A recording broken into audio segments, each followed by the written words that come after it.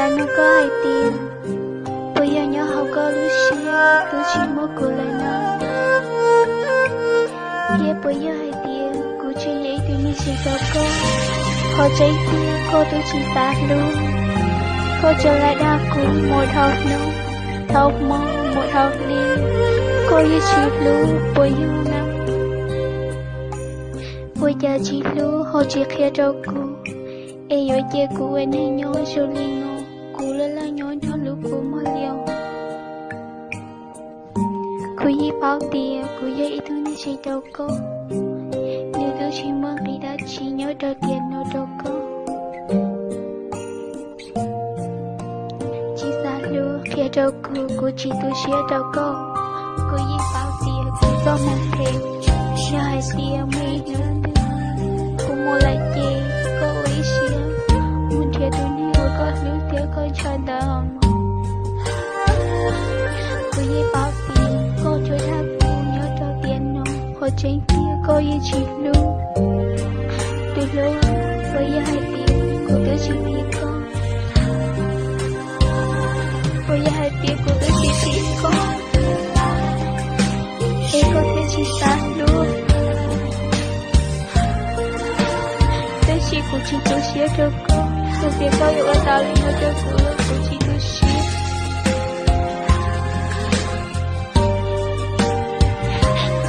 Tôi yêu mua lại mà nhớ con nữa.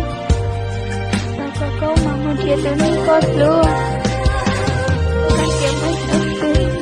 Câu mình thiệt tao đến hệ của con lưu thiệt con nhẹ nó chết. Có chỉ thâu ở đó nếu tôi xía ấy ạ thì khâu ở cho cô.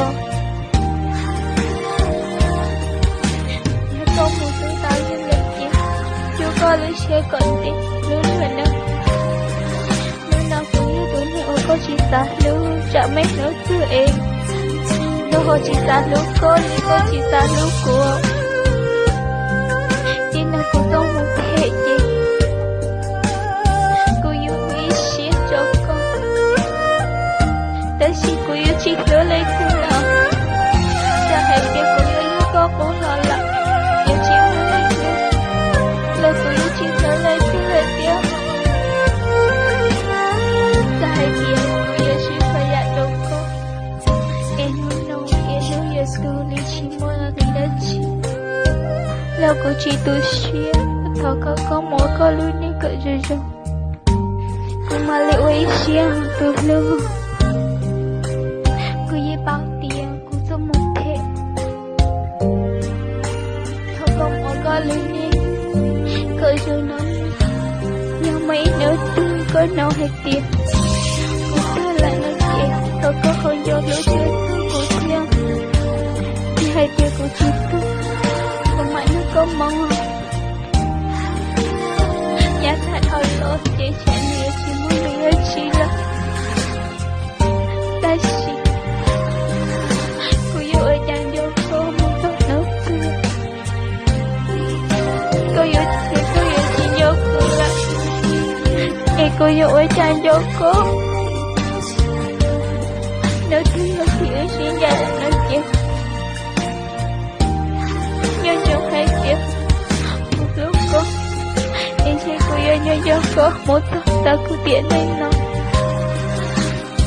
Nào cũng có một cái chỉ áo cô là chỉ tôi xí.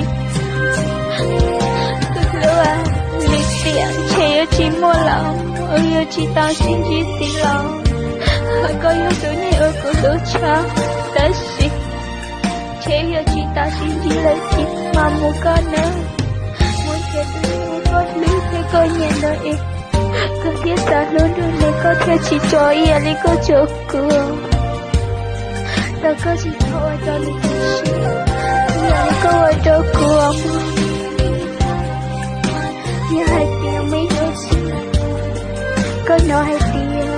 Tôi nghĩ giờ ta đó là có ta lưu ý cho. Nếu mùa này luôn luôn nhớ. Chỉ nhớ lấy tư, chỉ nhớ lấy tư. Là chỉ thơ có hồ lưu tư. Chỉ có hồ chua thơ nổi tiếng. Chỉ có một ta lên nên chẳng lại nói chỉ ra có lưu xí. Hai tiền có mua lưu nên. Ê lưu chỉ lưu có. Lưu có tu xuyên nói chị. 切过也把口都写，沿着高度写掉。